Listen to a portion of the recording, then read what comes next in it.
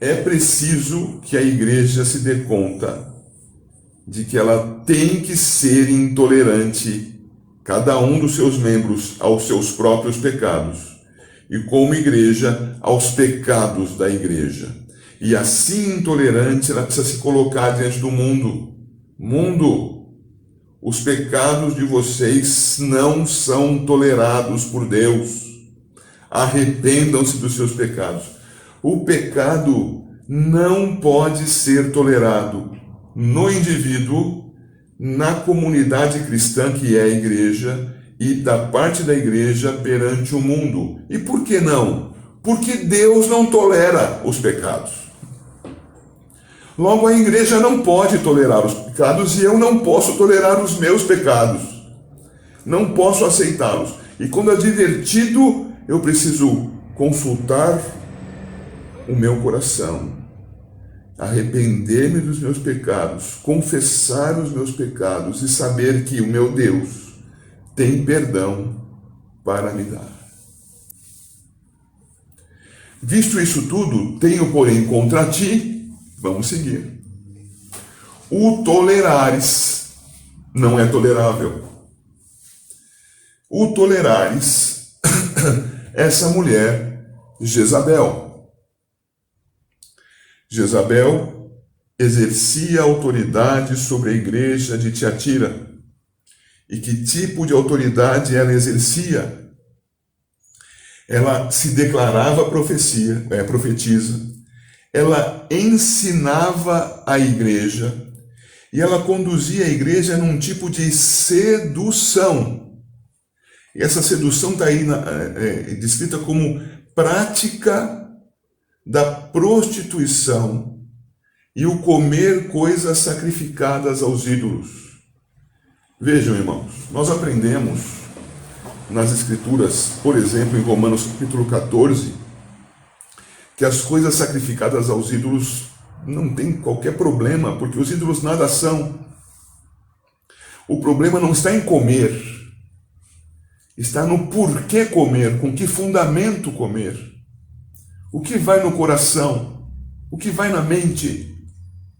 O que ia na mente dessas pessoas era a assimilação pelo ensino que Jezabel, aqui simbolicamente creio colocada, inseria na igreja, a fim de que a igreja não entendesse como um problema praticar as coisas nos círculos profissionais. Ora, eu exerço a minha fé cristã na igreja e exerço as minhas necessidades profissionais no trabalho. Não tem problema. Tem problema. Isso não pode ser tolerado. O cristão precisa ser o mesmo em todos os lugares. Isso quer dizer dedicado a Deus, ao seu serviço, à sua honra, como aquele que, tendo sido redimido por graça, tem toda a sua vida entregue agora para a honra e louvor do Senhor. Essa mulher, então, ensinava essas coisas e vocês vão perceber que isto se relaciona com o verso 24. Dê uma olhada.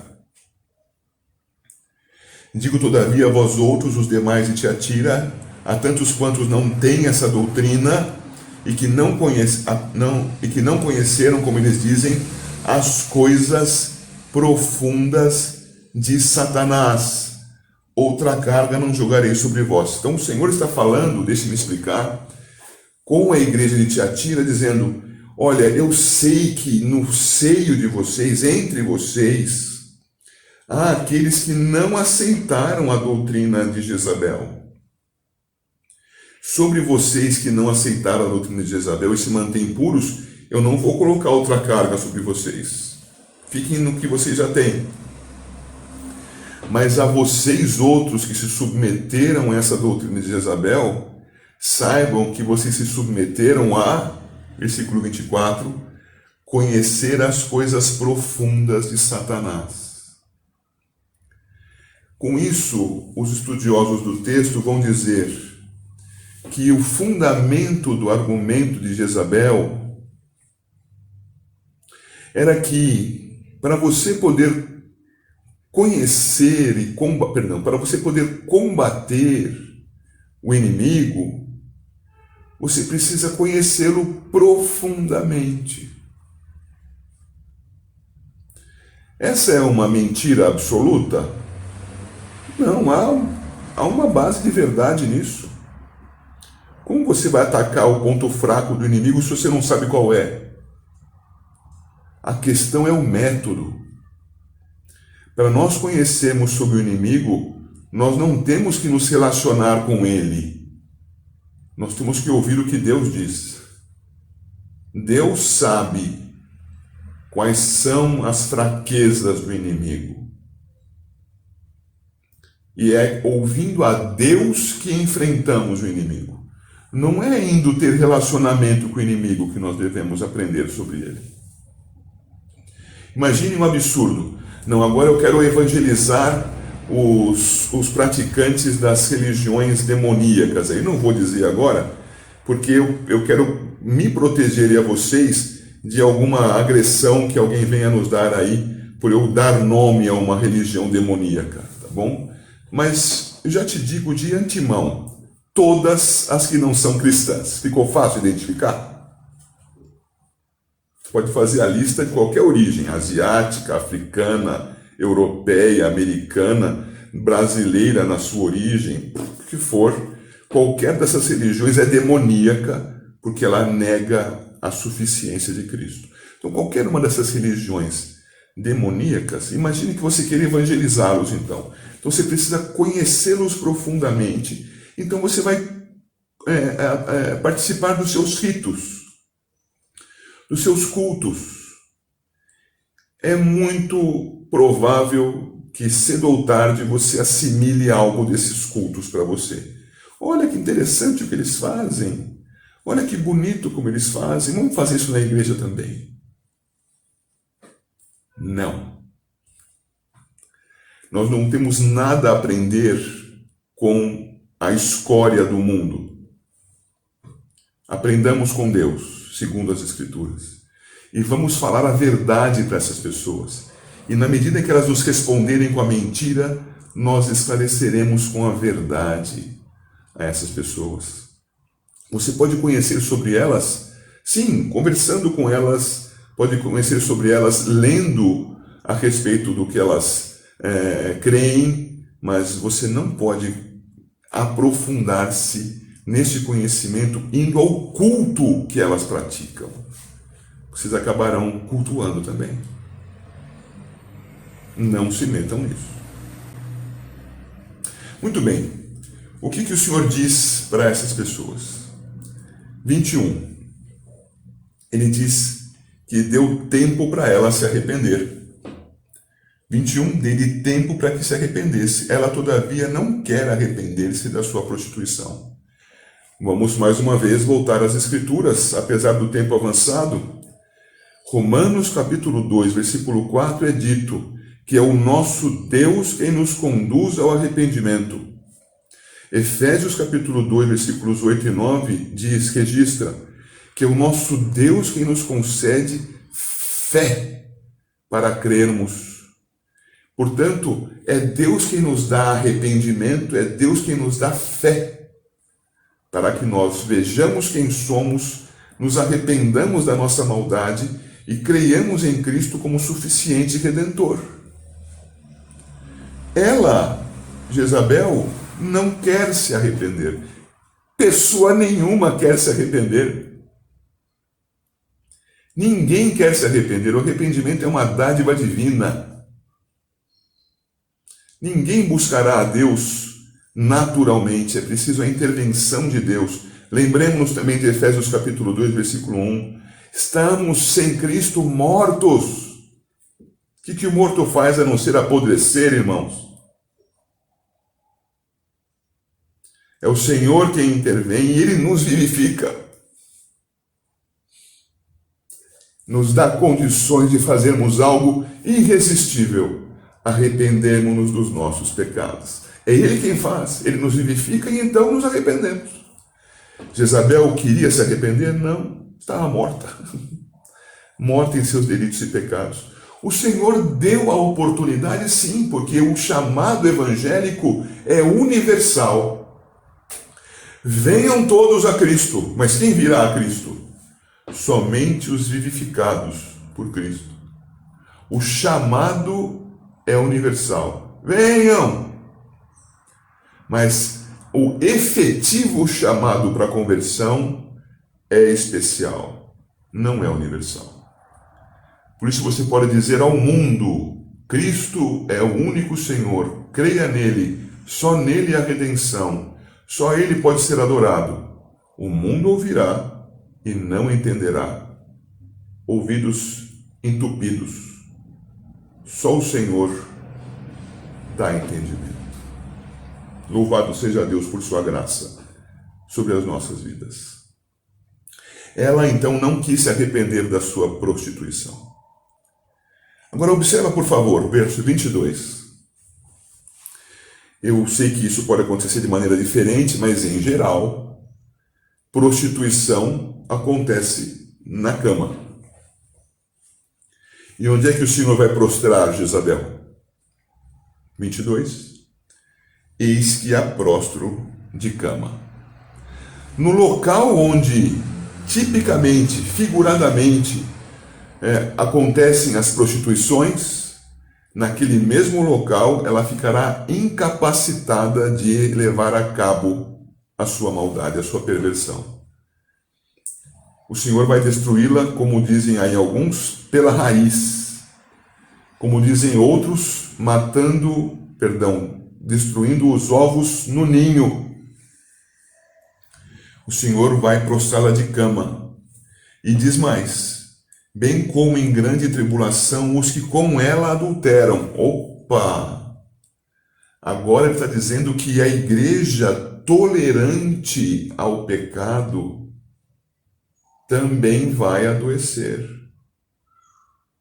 Também vai receber a aplicação do juízo do Senhor. Isso não faz você lembrar de 1 Coríntios 11, quando o Senhor diz que aqueles que não discernem o corpo comem e bebem juízo para si, e esta é a razão de haver entre vós muitos doentes e muitos que dormem? Aqui, pecado. O Senhor está advertindo contra o pecado, quanto ao receber alguma coisa que é contrária à revelação do Senhor como prática adequada da igreja. Não, se é inadequada, não pode ser tolerada. Essa carta é muito pesada. Ai de nós, tolerantes que somos. Temos que ser intolerantes com o nosso pecado, com o pecado da igreja, para anunciar o juízo de Deus sobre o mundo. Me lembro agora da pregação do evangelho que Jonas fez, se não me falha a memória, no capítulo 3 do seu livro. Qual foi a pregação do evangelho de Jonas no seu livro, capítulo 3? Em 40 dias, Nínive será subvertida. Esse foi o evangelho pregado. É pregação do juízo. Mas juízo contra quê? Contra o pecado. Intolerantes quanto ao próprio pecado, busquemos santidade. Intolerantes contra o pecado da igreja, busquemos a saúde espiritual da igreja. Intolerantes contra o mundo, anunciemos o juízo de Deus, porque virá. Continuo aqui, irmãos. E diz o 22, prostro de cama, bem como os que com ela adulteram, caso não se arrependam das obras que ela incita. Veja, mais uma vez, a palavra do Senhor é um chamamento ao arrependimento. Se vocês forem estudar os profetas, em especial os chamados profetas menores, verão que os livros dos profetas são chamados ao arrependimento, seguidos de palavras de condenação aos que não se arrependem. Exatamente o que temos aqui. Arrependam-se, senão não serão tolerados. O que acontecerá se não houver arrependimento? Matarei os seus filhos. Pastor, mas isso é muito forte. está sendo grosseiro com a gente, está ofendendo a gente. Não se sinta assim. Andar contra Deus é pedir a morte. Não é isso. O salário do pecado não é a morte. No dia em que desse fruto comeres, certamente morrereis. O que acontece com aqueles que, advertidos pelo Senhor, não se arrependem? Morte. Morte. Isso quer dizer que se eles eram cristãos, de fato convertidos, eles perderam a sua salvação? Creio que não. É juízo de Deus para a preservação de uma alma de alguém que está se desencaminhando, está testemunhando o mal do Senhor. O Senhor tira do caminho a má testemunha, embora gratuitamente, graciosamente tenha salvo aquele infeliz. Vide capítulo 5 de Atos, Ananias e Safira. Mas o arrependimento, quando não aparece, ele denota algo mais sério, mais grave. E em comum, aponta para a infidelidade no coração, a morte espiritual. Há exceção do crente que morreu nos seus pecados? Há. Quem somos nós para dizer que não há? Mas, em geral, o que nós temos são crentes e incrédulos. Crentes que se arrependem e incrédulos que não se arrependem. Não estou considerando agora as exceções. Nós gostamos muito de fazer das exceções regras. Não, mas já que é possível pecar e não se arrepender e ainda ser salvo, então vamos pecar. Leia, por favor, Romanos capítulo 6. Tá bom? Viveremos nós no pecado para que a graça superabunde? Absolutamente não. Então é preciso que nós tenhamos isso fresco em nossa mente. A exceção é exceção. Dela não vou tratar mais. A questão é, crente se arrepende. Essa é a regra. Se forem crentes, então não vão ter seus filhos mortos. Se forem crentes, vão se arrepender e voltar ao Senhor. Mas se não forem, verso 23, matarei os seus filhos, diz o Senhor. E todas as igrejas conhecerão que eu sou aquele que sonda mentes e corações, e vos darei a cada um segundo as vossas obras. Eu não vou olhar a aparência, não vou olhar você com carinha de santo na hora do culto, não vou ver você com aquela roupinha decente, eu vou ver em que você pensa. Eu vou sondar o seu coração. Onde está o seu coração? Está nas minhas coisas ou noutras? Está crendo em mim, Deus verdadeiro, Filho de Deus encarnado, ou em Jezabel? Saiba, eu conheço o seu coração, diz o nosso Senhor, e vou aplicar juízo coerente. Conheço as suas obras.